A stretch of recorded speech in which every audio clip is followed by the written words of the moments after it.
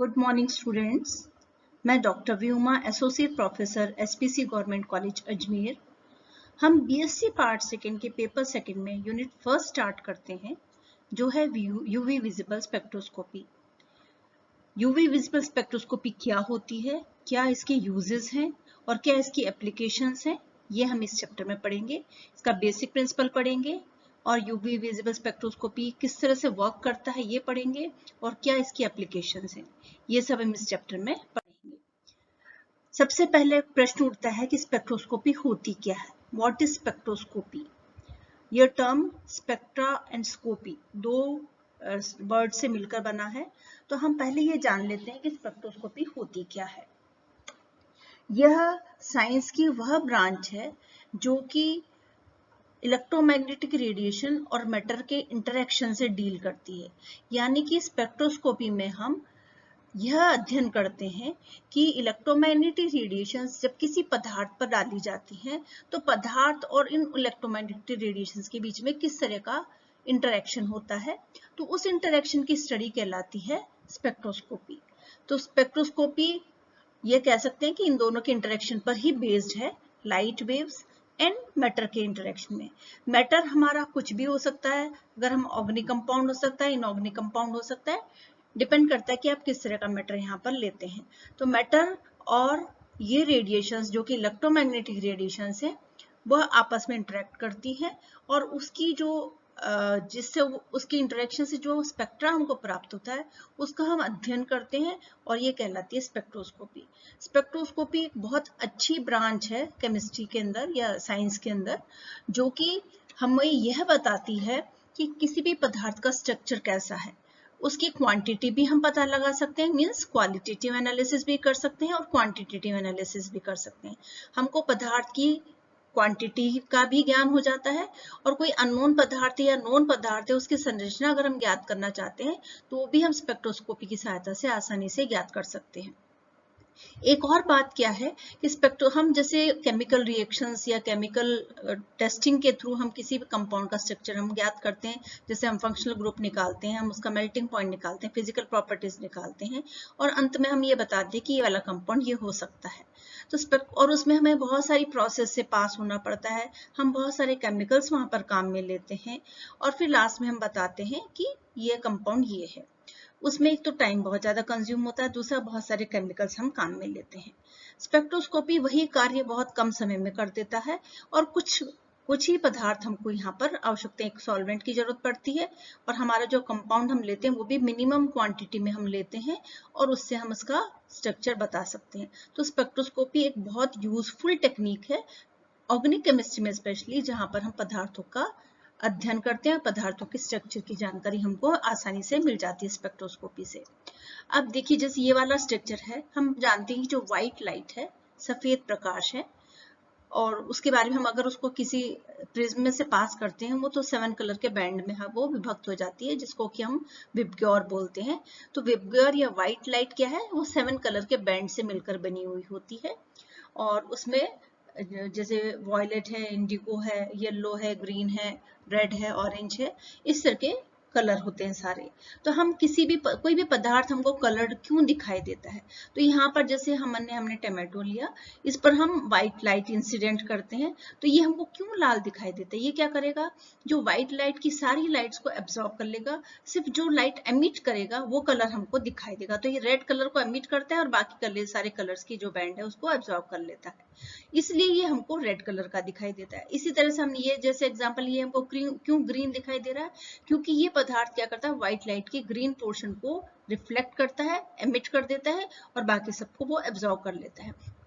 तो यहाँ पर ये पदार्थ है जिसका कि इलेक्ट्रोमैग्नेटिक रेडिएशन, ये इलेक्ट्रोमैग्नेटिक रेडिएशन है व्हाइट लाइट, इससे इनका इंटरेक्शन हुआ और ये इंटरेक्शन करने के बाद इसने क्या किया, बाकी सारी रेडिएशंस को एब्जॉर्ब कर लिया, बाकी सारी बैंड को एब्जॉर्ब कर लिया, सिर्फ ग्रीन लाइट को इसने एमिट कर दिया।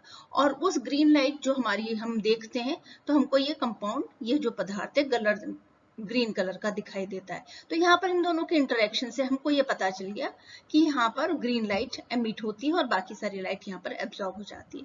तो यहाँ पर हम एक तरह से ये बता सकते हैं कि यहाँ पर इलेक्ट्रोमैग्नेटिक रेडिएशन या व्हाइट लाइट और जो कंपाउंड है या जो भी पदार्थ है उसके बीच में इंटरेक्शन हुआ।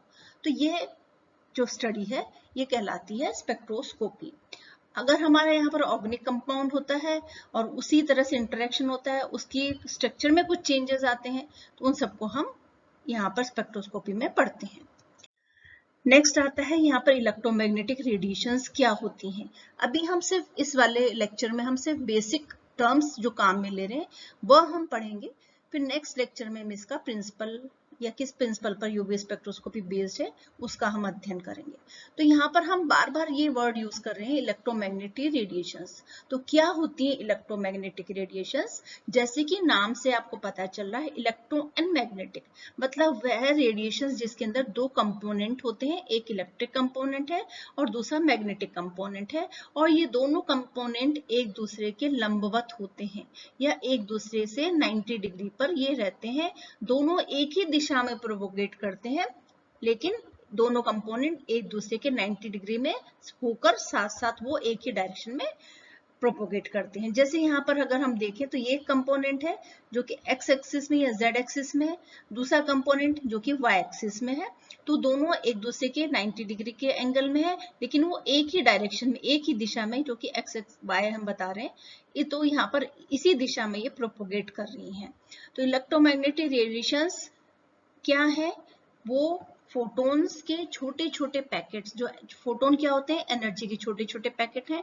इन पैकेट्स को अगर हम पास पास में अरेंज कर देते हैं तो वो रेडिएशंस कहलाती है। हमको पता है कि वेव फॉर्म भी होता है और पार्टिकल फॉर्म भी होता है। तो रेडिएशंस ये वेव फॉर्म में प्रेजेंट दिखा रहे हैं, और जब इसको एनर्जी के फॉर्म में दिखाते हैं तो एनर्जी के छोटे छोटे पैकेट्स, जिसको कि हम फोटोन कहते हैं। तो इलेक्ट्रोमैग्नेटिक रेडिएशंस छोटे छोटे डिस्क्रीट पैकेट्स ऑफ एनर्जी से बनी रहती हैं, जिनको कि हम फोटोन कहते हैं। और हर एक फोटोन के अंदर it is a photon consist of an oscillating electric field and a magnetic field. दोनों उसके साथ रहते हैं, इलेक्ट्रॉनिक फील्ड भी है और मैग्नेटिक फील्ड है, which are perpendicular to each other, जो कि एक दूसरे के परपेंडिकुलर है। तो आपको समझ में आ गया होगा कि इलेक्ट्रोमैग्नेटिक रेडिएशंस किससे कहते हैं। इलेक्ट्रोमैग्नेटिक रेडिएशंस को हम कई पार्ट्स में डिवाइड करते हैं, वह कहाँ आगे हम पढ़ेंगे। एक और टर्म हम यूज करते हैं फ्रीक्वेंसी। फ्रीक्वेंसी क्या है? तो frequency it is defined as a number of times electric field radiations oscillates in per second, मतलब एक सेकेंड के अंदर, पर सेकेंड के अंदर कितनी उसकी, जैसे आपने देखा होगा यहाँ पर ये अप्स एंड डाउन्स इस तरह से है, तो पर सेकेंड में कितने यहाँ से, जैसे अगर हम यहाँ देखें तो पर सेकेंड में यहाँ से कितने अप्स एंड कितने डाउन्स पास होते हैं, दैट इज कॉल्ड फ्रीक्वेंसी। और इसकी फ्रीक्वेंसी हम जो यूनिट है वो हर्ट्ज में देते हैं। एक 1 hertz is equal to 1 cycle per second, मतलब एक सेकेंड के अंदर कितना साइकिल वो पर सेकेंड कितना कंप्लीट होता है। एक और टर्म यहाँ हम यूज करते हैं वेवलेंथ। वेवलेंथ क्या है? ये दो एक अपर पार्ट और दूसरा अपर पार्ट, इन दोनों के बीच का जो डिस्टेंस है ये वेवलेंथ है। और हम यूवी स्पेक्ट्रोस्कोपी में जो वेवलेंथ यूज के लिए जो हम यूनिट काम में लेते हैं वो काम में लेते हैं नैनोमीटर में। नैनोमीटर हम यहाँ पर काम में लेंगे, तो आगे जब भी हम लेक्चर में पढ़ेंगे वेवलेंथ के बारे में बात करेंगे तो हम उसकी यूनिट नैनोमीटर में प्रदर्शित करेंगे। अब आता है कि जो लाइट है, अभी आपको जैसे मैंने बताया था कि इलेक्ट्रोमैग्नेटिक रेडिएशंस हैं, वो कई प्रकार के इलेक्ट्रोमैग्नेटिक रेडिएशंस होते हैं, और उनको हम बढ़ते हुए एनर्जी या बढ़ते हुए कम होते हुए वेवलेंथ के या बढ़ते हुए वेवलेंथ के हिसाब से इसको हम अरेंज करते हैं। तो यहाँ पर जैसे हमने देखा ये इंफ्रारेड है, ये विजिबल है, अल्ट्रावायलेट है, एक्स रे और गामा रेज है। तो गामा रेज की एनर्जी बहुत ज्यादा होती है, वेवलेंथ कम होता है। तो इस तरह से वेवलेंथ बढ़ता जा रहा है, इस डायरेक्शन में अगर हम जा रहे हैं तो वेवलेंथ बढ़ रहा है और एनर्जी कम हो रही है। एनर्जी यहाँ पर ज्यादा है, गामा वेव्स में एनर्जी ज्यादा है, एक्सरे में उससे एनर्जी कम है लेकिन वेवलेंथ ज्यादा है, अल्ट्रावायलेट में वेवलेंथ ज्यादा है और एनर्जी कम है, विजिबल में और कम हो जाती है, इंफ्रारेड में और कम हो जाती है। इस तरह से रेडियो वेव्स में एनर्जी और कम हो जाती है और वेवलेंथ बढ़ता जाता है। तो हम जब व्हाइट लाइट को, विजिबल जो लाइट है हमको जो दिखाई दे रही है, वो लाइट को हम किसी प्रिज्म में से, स्लिट में से पास करके प्रिज्म से पास करते हैं तो ये 7 कलर के बैंड में विभक्त हो जाती है। और इलेक्ट्रोमैग्नेटिक रेडिएशंस का ये वाला हिस्सा, ये वाला जो हिस्सा है ये कहलाता है विजिबल पार्ट, ये विजिबल रेंज कहलाता है। और ये विजिबल ने आपको जैसे विबग्योर बताया है, इस तरह से ये अरेंज रहते हैं, 7 कलर का बैंड बताता है। और हमको जो डेली लाइफ में हमको जो भी कंपाउंड कलर हमको दिखाई देते हैं, हर चीजें हमको कलर्ड क्यों दिखाई देती हैं, क्योंकि वो पदार्थ इस विजिबल रेंज के अंदर कुछ ना कुछ एब्जॉर्ब कर रहा है, और जो लाइट एमिट करता है, कंपोनेंट पोर्शन जो एमिट करता है, वो उस कलर का हमको पदार्थ दिखाई देता है। तो क्या रिलेशनशिप है वेवलेंथ के बीच में, फ्रीक्वेंसी के बीच में और एनर्जी के बीच में, ये हमको बताया भी, मैंने आपको बताया कि फोटोन क्या है। फोटोन एनर्जी के छोटे छोटे पैकेट्स हैं। यहाँ पर हम एनर्जी को कैसे देते हैं, इन दोनों के बीच में क्या रिलेशन है, E is equal to H nu, या न्यू इज इक्वल टू क्या है, न्यू इज ए फ्रीक्वेंसी, अभी आपने पहले पढ़ा फ्रीक्वेंसी मीन्स साइकिल्स पर सेकेंड। और E अगर हम न्यू की जगह C upon lambda, C is a light wavelength of light, C is velocity of light and gamma is a wavelength है। तो यहाँ पर C is equal to hc upon lambda से भी हम इसको शो कर सकते हैं। तो वेव एनर्जी और फ्रीक्वेंसी, यहाँ पर एनर्जी और फ्रीक्वेंसी के बीच में रिलेशन है, H is a Planck's constant, यहाँ पर एनर्जी और वेवलेंथ के बीच में रिलेशन है। तो एनर्जी और फ्रीक्वेंसी के बीच में डायरेक्ट रिलेशन है, मतलब एनर्जी बढ़ेगी तो वेवलेंथ फ्रीक्वेंसी भी बढ़ जाएगी।